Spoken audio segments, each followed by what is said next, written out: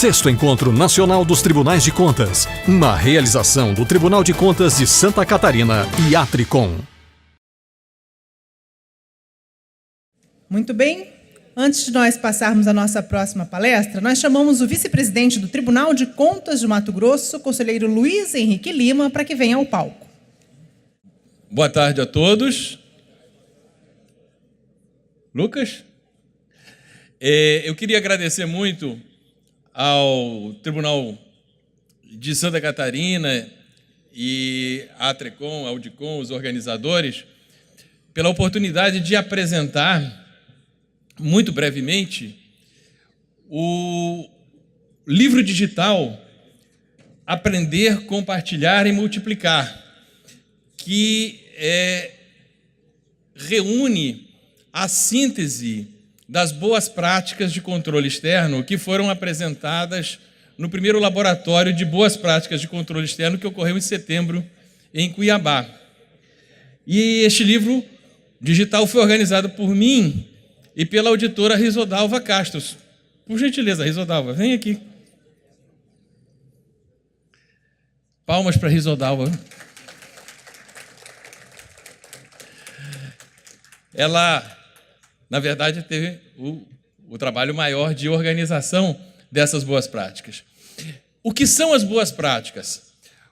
O MMDTC, objeto de tantas referências aqui, conseguiu identificar que nos tribunais de contas brasileiros existe uma verdadeira revolução positiva, benfazeja, de inovação e qualidade no exercício do controle externo. Então, a ideia do laboratório, que foi abraçada pelo presidente Fábio Túlio, era justamente a de que nós pudéssemos aprender mutuamente essa ideia de integração que consta no lema do nosso sexto encontro. Aprender uns com os outros, compartilhar e multiplicar. Então, fizemos esse encontro em Cuiabá, que foi extraordinário, com muitos participantes, 69 boas práticas de 23 tribunais de contas brasileiros. Mas ia se encerrar ali, apenas para os presentes. Como acontece muitas vezes nesses eventos, você está assistindo uma palestra, mas tem outra acontecendo simultaneamente e você não consegue aprender tudo o que poderia. Então, a ideia do livro digital é a ideia de perenizar todas essas apresentações. Então, eu vou pedir para mostrar, vocês vão poder, abrindo na página do Tribunal de Mato Grosso, ou na página da Atricom, ou na página da Audicom, clicando ali no banner e-book. Assim, clica no banner e-book e vocês vão ter acesso ao livro. Ele poderá ser em PDF ou na versão digital. A versão digital é que eu recomendo, vocês vão precisar estar online. Por quê? Vamos entrar na versão digital, por favor. Vamos para a primeira página. É possível? Isso. Ok. Na versão digital, vocês vão folhear. Agora vamos ao sumário.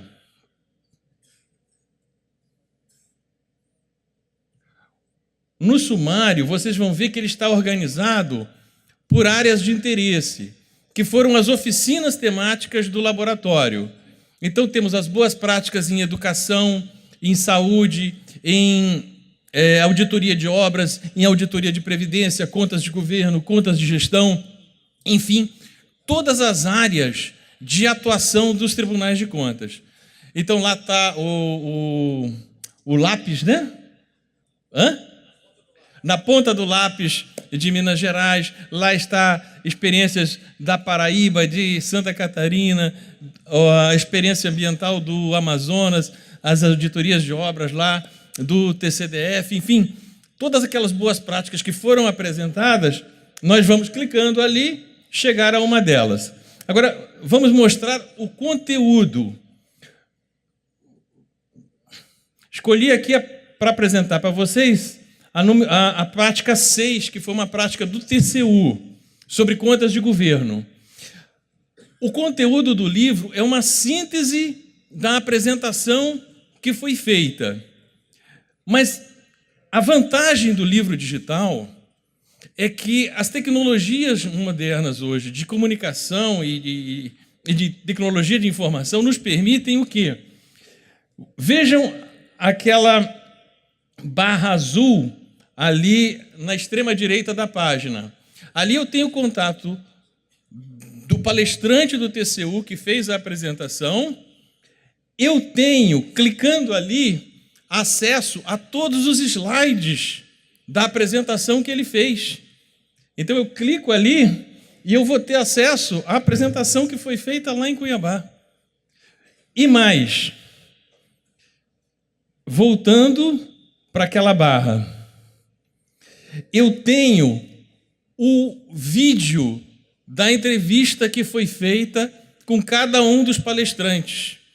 Então eu vou clicar ali e eu vou ter o vídeo da entrevista em que cada palestrante fala a síntese da sua apresentação. Bom, as contas do presidente da República também vai ser assunto de estudo e discussão aqui nesse primeiro laboratório de boas práticas. E quem está responsável por trazer essas informações aqui para os demais tribunais? Ok, obrigado, Lucas. Então, vejam só a extraordinária capacidade de conteúdo que essa tecnologia do livro digital nos permite. E nos assegura, enfim, atender aquele que foi o nosso objetivo de aprender, compartilhar e multiplicar. Então, eu recomendo a todos vocês que tenham interesse, que façam o acesso, que divulguem, evidentemente é gratuito, e que nós possamos avançar cada vez mais nesse processo de inovação, de integração e de eficiência dos tribunais de contas. Muito obrigado.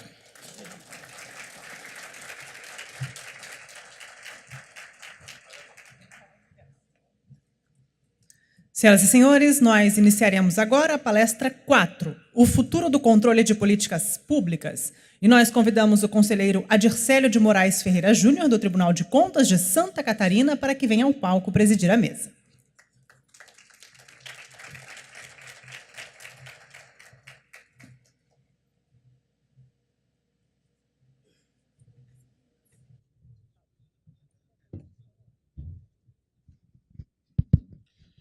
Bom, eu vou de pronto, em função do adiantado da hora, estamos com mais de 1 hora de atraso em relação à nossa programação. Vou convidar o professor Dr. Juarez Freitas para se juntar à minha mesa.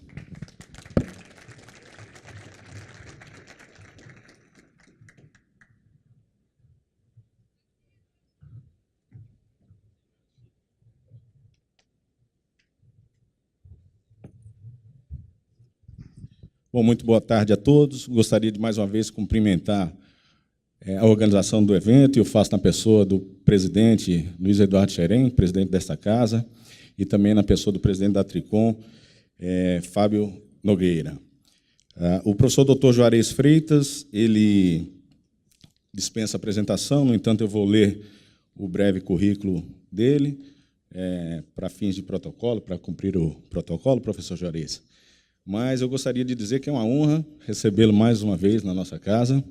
Eu tive a honra de ter sido aluno e ter sido orientado pelo professor Juarez na graduação na Universidade Federal do Rio Grande do Sul, quando fiz Direito lá. E, por sorte do destino, eu tenho a dupla honra, novamente, de ser orientado por ele no doutorado em curso na Universidade Federal de Santa Catarina. Muito bem-vindo, muito obrigado pela presença. O professor Dr. Juarez Freitas é professor de Direito da Universidade Federal do Rio Grande do Sul e também da PUC-RS, é presidente do Conselho Científico do Instituto Brasileiro de Altos Estudos de direito público, autor de diversas obras, entre as quais Sustentabilidade, Direito ao Futuro, é membro da Comissão de Juristas, designada pela presidência da Câmara para apresentar sugestões de aperfeiçoamento do controle da gestão pública, tema que já foi objeto de palestra durante o dia de hoje.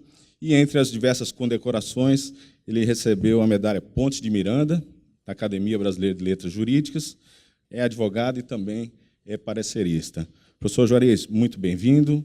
O microfone é todo seu. A organização do evento nos orientou que temos 45 minutos para o amigo fazer uso da palavra. Bem-vindo. Estimadíssimo conselheiro Adircério, uma figura que muito bem representa a novíssima geração de publicistas brasileiros e que certamente oferecerá um grande legado neste Tribunal de Contas do Estado de Santa Catarina. Gostaria também de saudar, a propósito, o nosso presidente Dado, que nos recebe de maneira tão magnífica, tão impecável e tão inesquecível. Quero saudar o estimadíssimo presidente Fábio Nogueira, dizendo que o seu discurso inaugural está perfeito, do meu ponto de vista, notadamente quando diz com todas as letras que os tribunais de contas têm de levar a sério os 17 objetivos do desenvolvimento sustentável, que isso não é jogo de cena, isso é uma matéria realmente de importância crucial. Parabéns por esse magnífico evento da nossa Atricom. Os que me conhecem sabem que eu iria para a tribuna, mas eu não irei para autocontenção. Assim, eu encerrarei mais cedo e corro o risco de me consagrar por fazê-lo, uma vez que é uma festa logo depois, né? Futuro dos tribunais de contas. Primeiro, eu sou daqueles que, diferentemente de alguns colegas, que apostam claramente nesse futuro. Eu vejo uma instituição de Estado da maior relevância e tenho, na medida das minhas forças, me empenhado intensamente para dissipar alguns profundos equívocos de compreensão sobre o sistema de tribunais de contas no Brasil. Não que isto represente cegueira voluntária ou involuntária quanto aos defeitos e quanto à necessidade de correções. Mas é uma instituição de Estado e que tem um papel, a meu juízo, da maior relevância em matéria de controle preventivo, de qualidade, ex ante de preferência das nossas políticas públicas do Brasil. Com essa declaração inicial, vejo que existe futuro. Eu quero dizer agora algumas coisas um pouco mais provocativas, mas com essa autoridade de quem é da casa, quem defende a instituição. Eu penso que o Estado de Direito analógico não faz mais sentido. Ele é um peso para a cidadania. Ele não está apenas tecnologicamente defasado. Ele está filosoficamente equivocado. Com isso eu quero dizer 3 coisas. A primeira é que não basta dizer vamos transformar o Estado em Estado digital, até porque se pode fazer uma digitalização esdrúxula, perniciosa, e não é disso que se trata.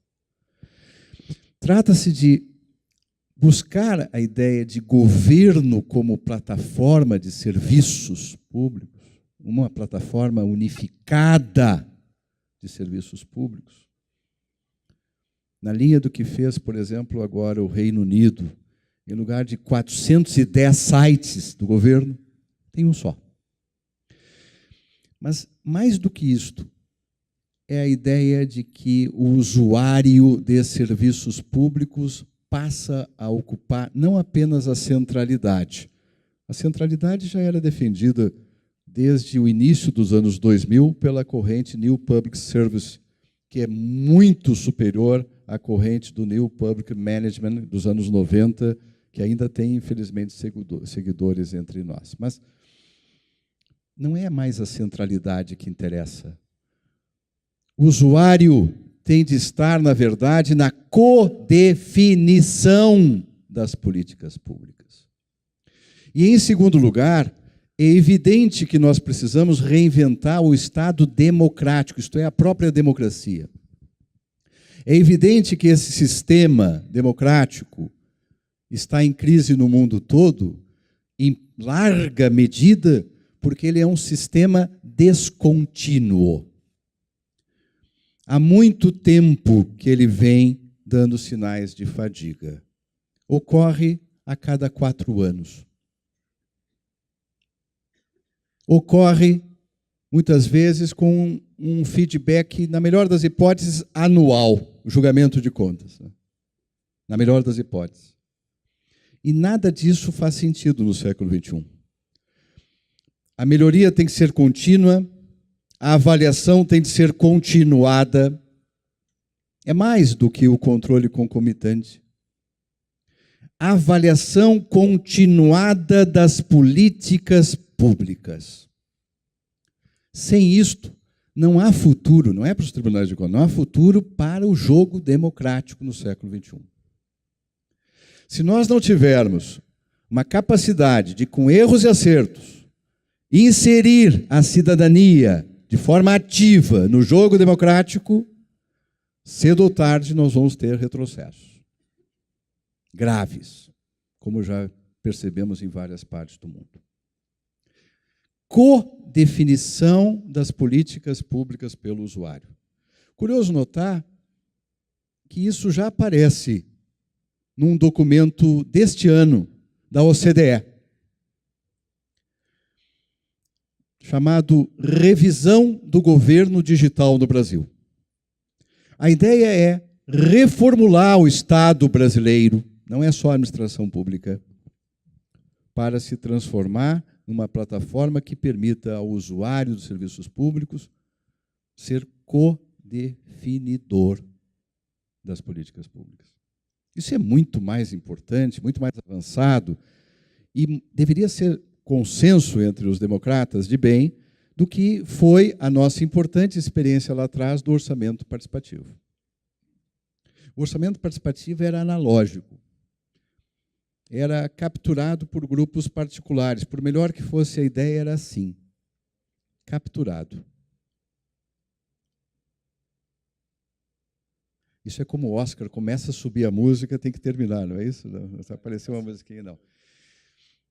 Terceiro ponto que eu considero importante é o que... Entendi a mensagem, eu sou rápido, eu entendo rápido. Gente, o terceiro ponto, se houver tempo, é o seguinte.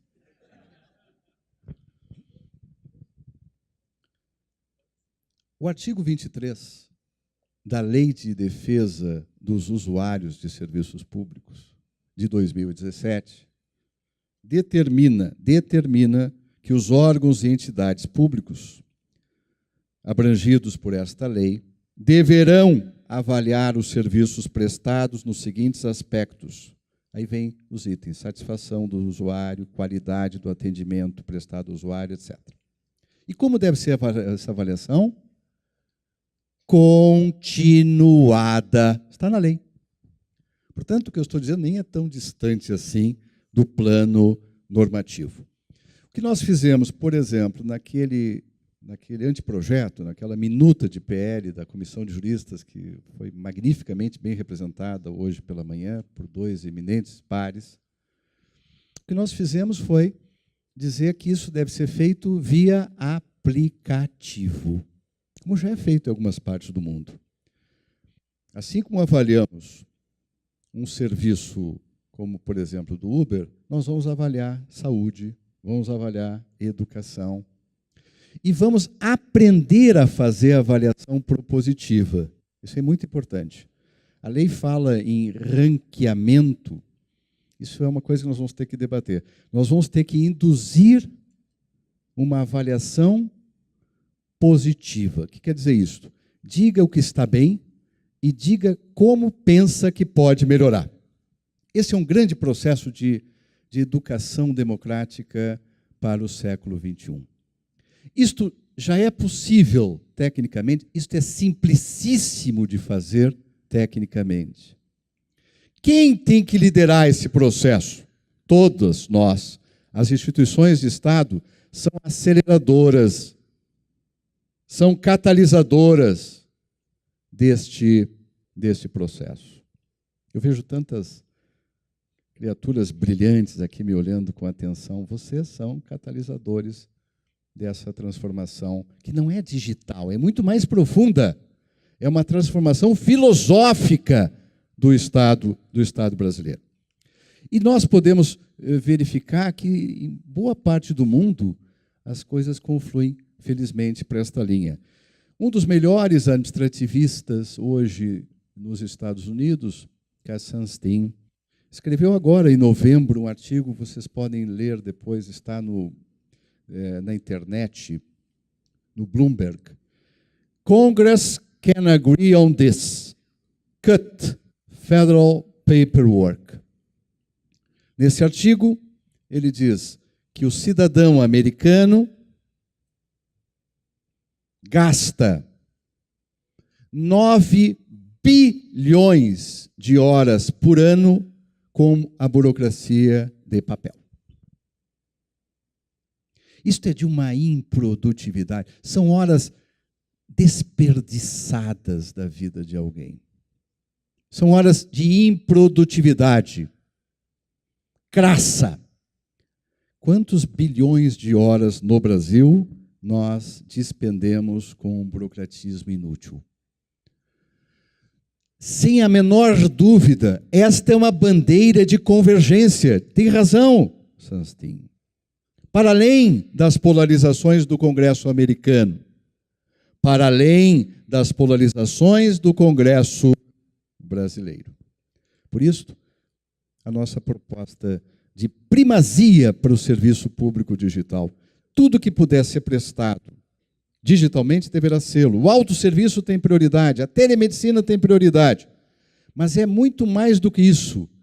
Diz ele, digital first. Esta primazia é, no fundo, para simplificar, desburocratizar, retirar o Estado da condição de leviatã analógico. Nós temos possibilidade, poder, dever de fazer essa transformação brevemente. E hoje foi citado aqui um case, do qual eu também gosto muito. Embora veja um problema que eu vou revelar a vocês. Todos nós que falamos de mundo digital temos que falar também dos riscos. Senão nós perdemos um pouco da autoridade crítica. O caso da Índia. Eu gosto também de reproduzir o caso da Índia, embora eu conheça a Estônia, a Suécia, que já trabalha com blockchain, com registro imobiliário na rede criptografada, distribuída em blocos pelo mundo, de forma totalmente descentralizada, sem sede em país algum. Estônia, todos nós conhecemos já mais ou menos bem essa temática. Embora ainda falte muito para que ela seja uma temática de domínio público, né? Porém, em matéria, nós podíamos lembrar aqui do nosso vizinho Uruguai, que em 2020 vai ter 100% de identificação digital. Nada mais óbvio que temos identificação digital única, nada mais bizarro de que temos uma coleção esdrúxula de identificações oficiais. Eu poderia dar tantos exemplos. Israel, que tem uma tradição de inovação espantosa. Eu venho me dedicando muito a esse tema do ecossistema de inovação. E falo muito à vontade, presidente Marcelo, dos trabalhos, porque Santa Catarina, neste ponto e em vários outros, está dando um espetáculo para o Brasil. Em 30 anos, que é o tempo da nossa Constituição, de 120 e poucas empresas da área de tecnologia, nós já temos mais de 12 mil. 6% do PIB, aqui já é alta tecnologia. As 5 maiores empresas do mundo já são de tecnologia. Santa Catarina já despertou. Aqui já há um Vale do Silício. Conheçam o projeto Sapiens, os que vêm de fora. Isso é um exemplo para o Brasil. Agora, falta adjetivar esta inovação.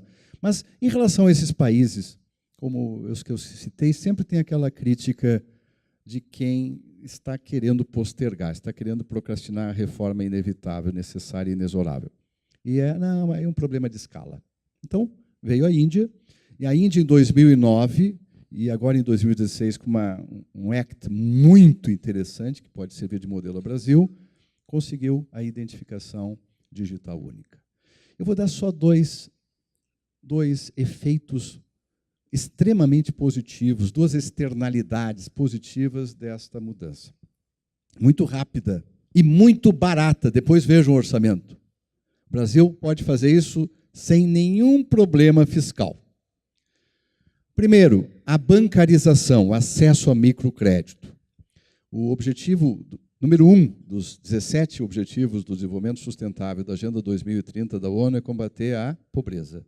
E uma das formas que a ONU recomenda, uma das metas é acesso ao microcrédito, com a redução dos custos do crédito, redução dos custos de transação. Segundo lugar, telemedicina. É possível, isso é vital para o Brasil.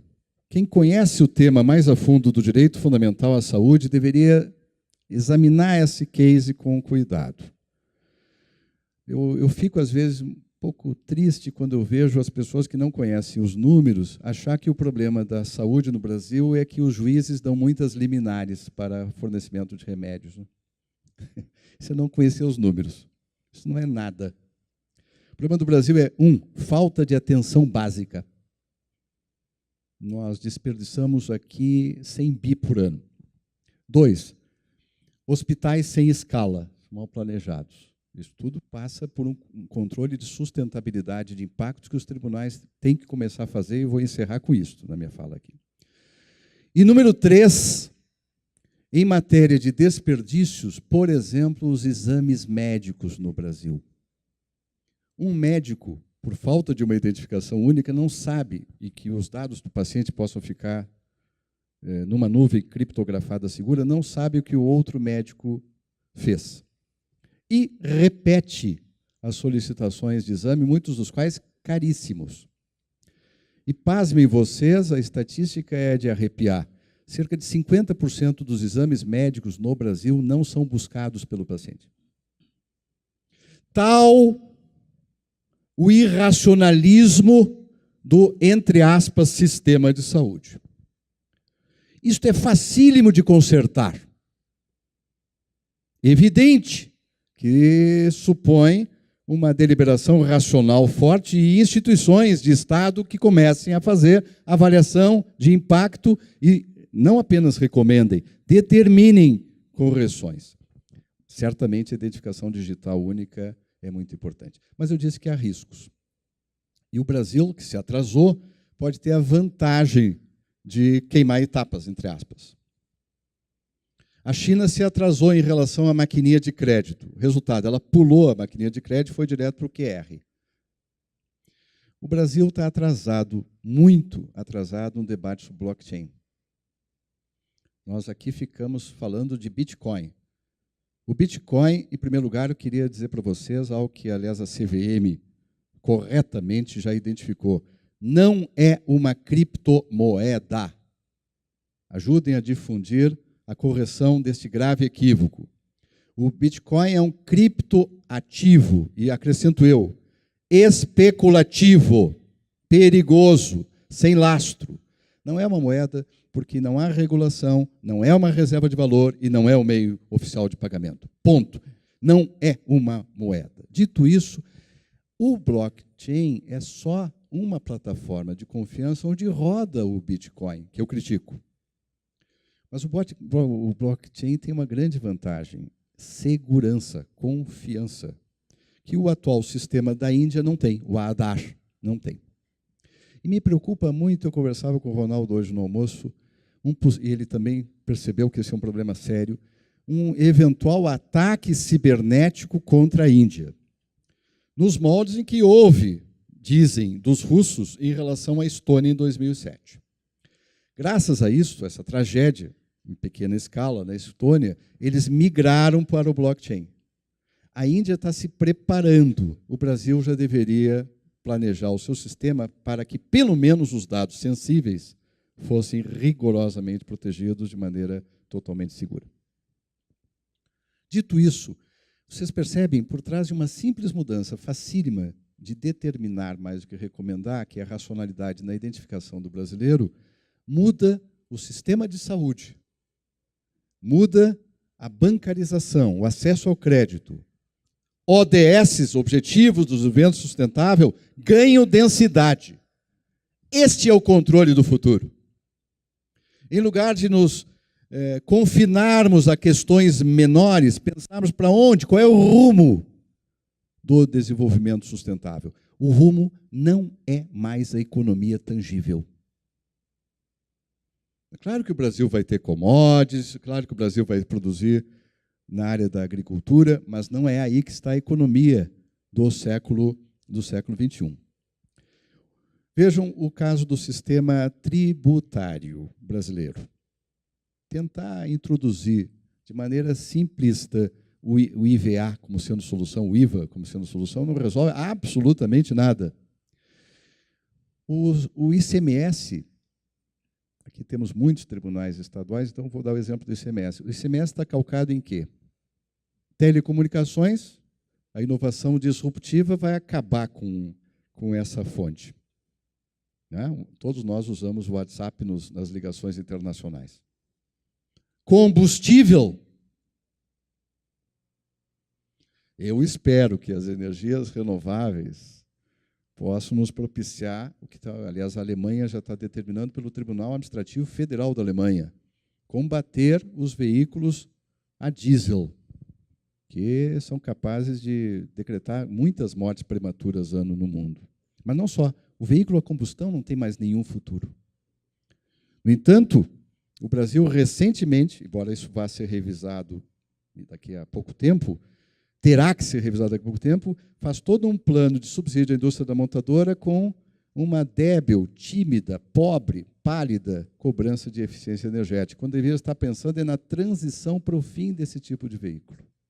O veículo a combustão não tem nenhum futuro. Combustível não é fonte boa de arrecadação. Energia, se eu estiver certo, se a bancada gaúcha que estiver certa, Daniela, que fizeram lá um belíssimo de um seminário agora sobre energias renováveis, mostrando exatamente esse tribunal do futuro.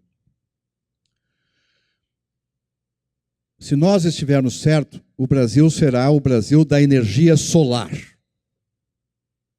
Hoje é nada, 1%. Em 2030 ela pode ser 10% da matriz energética. Assim, há pouco tempo, a energia eólica não era nada, era 1%, há uns 7 anos. Hoje já passaram, hoje dê uma olhada como é que está a energia eólica no Brasil. O futuro está aí. Portanto, uma tributação que trabalhe com esses 3 itens, principalmente na área ICMS, não tem o menor futuro. Quem tem que ver isso? Nós. As instituições de clarividência, que são os tribunais de contas, como também deve ser as academias. Nós, que de alguma forma temos o dever de Estado de ter uma visão estratégica, prospectiva, não contaminada pela miopia temporal da política de conjuntura. Nós que temos que estar acima dos emotivismos polarizantes extremados. Nós que temos de ter as portas abertas para o diálogo com todos, mas sabendo qual é o rumo do desenvolvimento que pretendemos. Agora eu quero dar umas notícias boas antes de fazer a proposição final sobre o futuro. Então, o futuro, é claro que é trabalhar com a administração pública como plataforma, o governo como plataforma, o Estado como plataforma, o controle como plataforma. Controle de tribunais de contas, por favor, depois desse congresso, presidente Fábio, a minha proposta, vamos sempre acrescentar controle como plataforma, não eleitoral, mas de serviço. É todo um design diferente. Não adianta digitalizar. Tem que filosoficamente entender o que isso representa em termos de descentralização do poder, em termos de democratização real do poder, em termos de transparência ativa. Mas eu quero dar umas notícias boas. Qual é o insumo mais importante? O insumo é uma palavra dos economistas, eles adoram, né? Qual é o insumo mais importante para o controle do futuro? Qual? 4 letras. Dado. Em homenagem ao presidente do Tribunal de Contas de Santa Catarina. Dados de qualidade. E eu quero aqui fazer referência a um acórdão recentíssimo, se não leram, leiam, meditem, ampliem, aperfeiçoem o 2587 de 2018 do TCU. Nesse acórdão se faz uma análise integrada de dados pelo Tribunal de Contas, na linha do que se deve fazer. E se chega a uma conclusão de mais de 80 tipos de falhas em análise de 31 bases de dados do governo federal, com recursos da ordem de 41 bilhões de reais. O cruzamento de dados permitiu, por exemplo, a verificação de indícios, cá entre nós, óbvios, sobretudo se usarmos inteligência artificial, de irregularidades com os imóveis públicos invadidos ou desocupados há muito tempo que permanecem sem função social. No final, como a coisa está começando, o tribunal recomenda, eu espero que em breve determine, como já determina que haja licitações sustentáveis. Vai chegar um momento que vai passar dessa fase da mera recomendação. Eu festejo esta decisão como festejo uma outra recente. Estou trazendo esse exemplo para motivar vocês. Se o Tribunal de Contas da União pôde, todos nós podemos. E podemos ainda fazer com que avance mais. Não é verdade? Pois bem, uma outra decisão recente, uma auditoria operacional que faz um mapa das vulnerabilidades quanto a fraudes e corrupções. Isso é começar a trabalhar com o insumo mais importante para o futuro dos tribunais de contas. A análise de dados, ciência de dados e dados de qualidade. Eu me lembro que parte dos trabalhos da Comissão de Juristas eu fiz uma visita técnica aos robôs do Tribunal de Contas da União. Os robôs. Um deles chama-se Alice, Análise de Licitações e Contratos, é um acrônimo. O outro, Sofia, enfim. Fiquei um pouco desapontado, conselheiro, porque não havia uma figura humanoide ali, assim, enfim. Mas, brincadeiras à parte, eles trabalham com preditores, e aquilo é muito importante. Há outros, né, trabalhando na CGU, etc. Aquilo funciona muito bem. Não que vai identificar a corrupção diretamente, mas mapeia o risco e diz, olha isso aqui com mais atenção. Parênteses. Aquela fase do corrupto que guarda dinheiro em apartamento já acabou, eu acho. É o corrupto primário, grosseiro, quase grotesco. Agora nós temos que olhar esse corrupto que sabe que tem sofisticação digital, que pode ter o criptoativo, nós temos que nos sofisticar para o bem. Pois bem, e uma coisa que eu reparei, e que fiquei assim, espantado, conversando com a direção, os técnicos, eles me diziam, nós estamos com um problema de qualidade de dados aqui. Temos robôs, desenvolvemos robôs, por sinal, muito bem, porém, temos um problema de qualidade dos dados. Quero saudar todos os ex-presidentes da Tricom, na pessoa do conselheiro Salomão Ribas, meu querido amigo. Dito isso, qualidade de dados. E eu percebi onde é que estavam um dos maiores problemas da qualidade de dados, um problema de incompreensão jurídica, ou política, ou psicológica. Hoje teve até psicólogo aqui, eu acho que isso é importante. Behavioral Science, a favor das boas causas. A Receita Federal não queria passar os dados para o Tribunal de Contas. Vocês acreditam nisso? Com base numa preocupação chamada sigilo. Ora, isso que o Supremo já tem um entendimento, que nesse caso é correto. O Supremo, às vezes, não conhece ainda o suficiente. Nós temos que fazer com que o Supremo tenha acesso ao melhor do sistema de contas no Brasil. E vamos trabalhar firmemente nisso, não é? Nessa linha. Mas o Supremo já disse, isso é transferência de sigilo. E são instituições de Estado. O que elas têm de fazer é preservar os dados sensíveis. Pois eu quero dizer para vocês que se encontrou uma solução bastante original. Eu achei liturgicamente maravilhosa. Criou-se uma sala de segurança para a transferência dos dados. Eu acho ótimo, não é? Se precisa dessa liturgia, então vamos ter as tais de liturgias. O importante é que o Estado tenha análise integrada, cooperativa, solidária. A turma do bem não pode trabalhar insuladamente.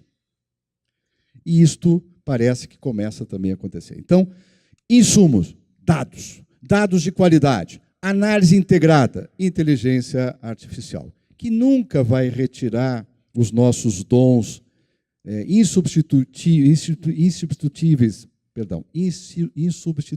é o cansaço, infungíveis, únicos, humanos relacionados à empatia. Mas, e aqui me encaminho para o encerramento, porque a música está voltando. Nada disso será suficiente se nós não dermos um passo mais profundo, que eu insinuei e agora vou explicitar. O futuro dos tribunais de contas, no meu entender, é o de serem os tribunais dos objetivos do desenvolvimento sustentável. Os 17 ODS estão todos na Constituição. As políticas públicas têm de ser avaliadas quanto à sustentabilidade de seus impactos nas 17 finalidades estampadas na Agenda 2030. Ou isto, ou nada vai funcionar. Número 1, educação de qualidade. Está lá. Gente, vamos fazer um pacto entre nós? Não vamos mais dizer que o problema do Brasil está na educação, na falta de educação. Não vamos mais, porque isto é platitude, já é um lugar comum. Chegamos a essa convergência, progresso. Chega. Vamos dar um passo além. O problema do Brasil está na falta de educação de qualidade. Não adianta expandir matrículas sem qualidade. E educação de qualidade tem que ser bem definida, bem avaliada, quanto a condições cognitivas e não cognitivas, relacionadas ao caráter, ao autocontrole das nossas crianças desde tenra idade. Entre outros estudos, trago à colação James Heckman, Prêmio Nobel de Economia, por chamar a atenção para o fato de que essa intervenção tem que ocorrer desde tenra idade. Então, por favor, vamos evitar essa frase de que... Esse é um pedido meu. Quando vocês ouvirem, todo mundo diz isso, né? Virou um lugar comum. Eu não acho que esteja errado, mas não é nada, não diz nada que o problema do Brasil é falta de educação. O problema do Brasil é falta de educação de qualidade. E esta expressão está na Agenda 2030, exatamente assim. Isto é ter educação para o desenvolvimento sustentável. É ter educação capaz de representar o futuro, de pensar o Estado para além dos emocionalismos, dos impulsivismos próprios daqueles que buscam desesperadamente, como fazem os corruptos, a recompensa imediata a qualquer preço. Isso não é educação. Todo corrupto é um sujeito sem autocontrole, sem princípios, sem educação. Educação de qualidade. Então, além de tudo, além de ser bandido, ainda é mal educado. Por quê? Porque não teve educação de caráter. Está na hora de pautar isso. Não com moralismos, não é isso, é ciência. Estudos científicos mostram a importância de nós, desde cedo, aprendermos a adiar recompensas. E é isto que as gerações atuais têm que perceber em relação às gerações futuras. Esse é o discurso da sustentabilidade. Mas isso também é um aspecto. Tem outro. Como nós vamos continuar de maneira sustentável nos tribunais de contas se nós contribuímos para uma cultura adversarial? Em lugar de acabarmos com a cultura adversarial, de promovermos o objetivo número 16, que é uma sociedade pacífica, nós criamos uma cultura de medo, de pânico, de ameaça, onde ninguém consegue produzir bem. Criamos um pouco involuntariamente. Os bons, muitas vezes, ficam paralisados. Isso não é justo, isso não é razoável. Então, nós temos que criar uma cultura do consenso. Por isso, a nossa preocupação na Comissão de Juristas de fomentar soluções consensuais em caráter precípio.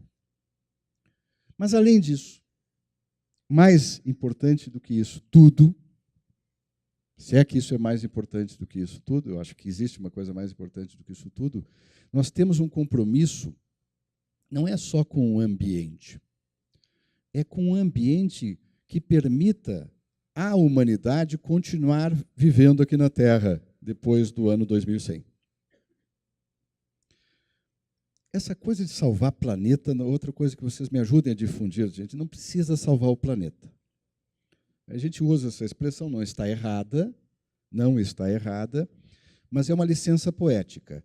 O planeta não corre graves perigos, a não ser se for vitimado por um grande asteroide. O problema é a sobrevivência de algumas espécies, inclusive da espécie humana, se a temperatura continuar subindo desse jeito e se a poluição permanecer deslocada deste jeito.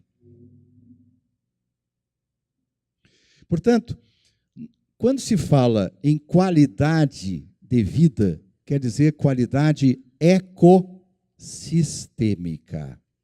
Nós somos natureza. Portanto, o futuro dos tribunais de contas, a meu juízo, e o futuro do Estado é se tornar um Estado sustentável, que perceba que várias dimensões antropocêntricas extremas conduzem ao desastre da própria humanidade.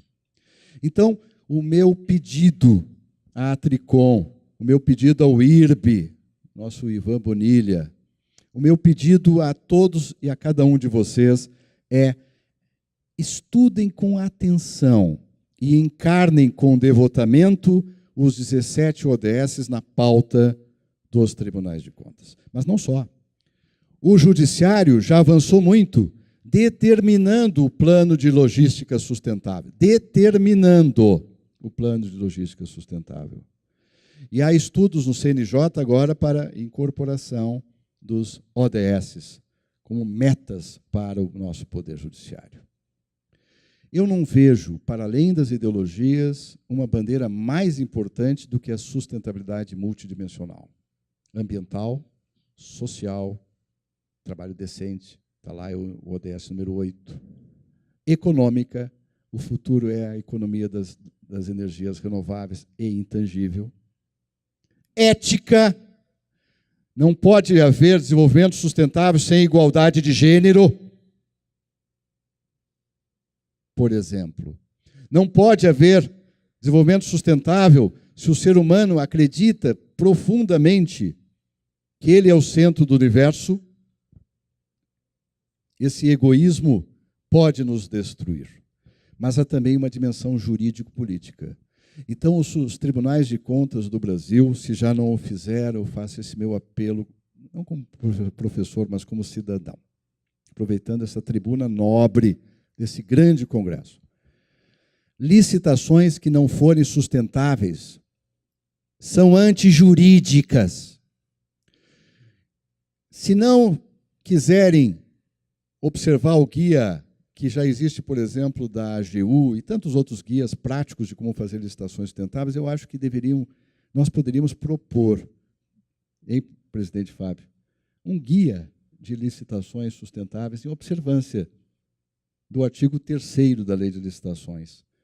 Quando vocês viram aquela proposta de avaliação de todas as políticas públicas, de todas as decisões administrativas, alterando o artigo 50 da Lei de Processo Administrativo, para que haja benefícios líquidos, sociais, ambientais e econômicos, levando em consideração os custos e benefícios diretos e indiretos, são as externalidades, os indiretos. E isso já está na lei. Artigo 4º, né, Júlio? Artigo 4º do regime diferenciado de contratações. Artigo 32 da lei das estatais. Isso está em vários diplomas. É preciso que esteja na prática fiscalizatória e pedagógica, sobretudo, dos nossos tribunais de contas. Os tribunais de contas têm de ser exemplos, se me permitem a imagem, solares, de energia solar. Exemplos vivos, testemunhos incandescentes de percepção de onde está realmente o rumo. O Brasil precisa de rumo. Se nós tivermos rumo, certamente vamos ter desenvolvimento sustentável e vamos ter um povo com bem-estar. Quem deve dar esse rumo? Eu tenho defendido que o sistema brasileiro deve ser multipresidencialista. Multipresidencialista. Respeitando o nosso presidencialismo de coalizão, Sérgio Abrantes, etc. E o presidente da República, que merece respeito, eleitoralmente legítimo. Tem o presidente do Senado. Tem o presidente da Câmara. Tem o presidente do Supremo. Tem o presidente da Ordem, desculpe, puxar um pouquinho para mim também, né? Tem os presidentes dos tribunais de contas. Tem o presidente da Tricom. Tem o presidente do IRB. Tem o presidente da Audicom. Multipresidencialismo é o futuro da democracia. Nós não podemos depender tanto dos humores de uma pessoa que concentra a chefia de Estado e de governo. Isto é ruim para ela, é pedir demais. Nós temos que trabalhar em rede, aprender a trabalhar em rede. É assim que se trabalha no século XXI. Rede cooperativa, rede sinérgica, rede que trabalha com a parte do cérebro mais criativa, de baixo para cima do cérebro, não só top-down. As duas coisas têm que acontecer ao mesmo tempo para uma ideia dar certo. Mas mais profundamente do que isso, presidente, etimologicamente, quer dizer aquele que vai à frente. E aí, doutores, todos nós aqui nesta sala somos presidentes. Temos o dever de ir à frente, de ter rumo, de saber com nitidez onde queremos chegar. E nós queremos uma sociedade inclusiva, uma sociedade limpa em todos os sentidos, uma sociedade onde haja espaço para negociação proba no direito administrativo, uma sociedade em que as pessoas possam ter relações presenciais de qualidade, em que possamos ter confiança mútua, possamos confiar uns nos outros. É para isto que existem os tribunais de contas, para contribuir à formação desta sociedade. Uma sociedade de confiança mútua, de esclarecimento mútuo e, sobretudo, uma sociedade de cooperação em que nós entendamos finalmente que o nosso bem-estar só pode ser o bem-estar intersubjetivo. Eis, no meu entender, o futuro dos tribunais de contas. Muito obrigado a todos.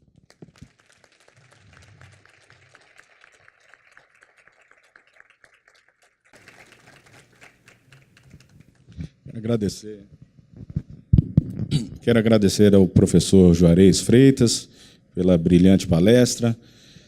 Teríamos muito a comentar sobre as questões trazidas por ele.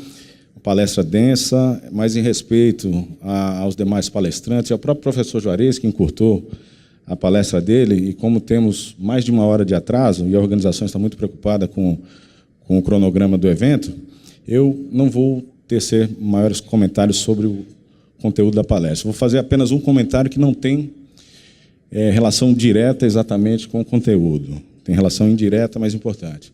Os tribunais de contas do Brasil, eles são, por alguns, considerados como os patinhos feios dentre as instituições republicanas do Brasil. Desconhecidos até certo ponto pela comunidade jurídica, e essa crítica ela tem sua razão de ser, que não cabe aqui maiores comentários. Mas é muito bom, considerando essa realidade, termos um profissional, um professor, um jurista, que se dedica com brilhantismo aos estudos críticos e propositivos do sistema de controle externo brasileiro. E com isso, professor Juarez, eu agradeço mais uma vez a presença do amigo aqui no nosso evento. Obrigado.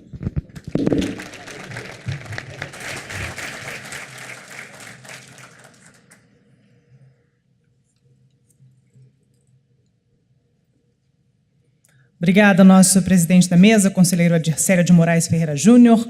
Obrigada mais uma vez ao nosso palestrante, professor Dr. Juarez Freitas. Nós daremos sequência imediata à nossa programação.